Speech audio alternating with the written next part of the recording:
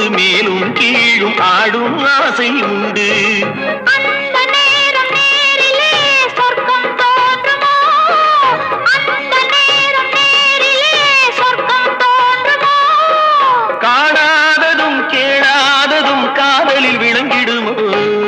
பொன்னின் நிறம் வெள்ளை மனம் வள்ளல் குணம் யாரோ, மன்னன் என்னும் பேரில் வரும் தேவன் மகன் நீயோ.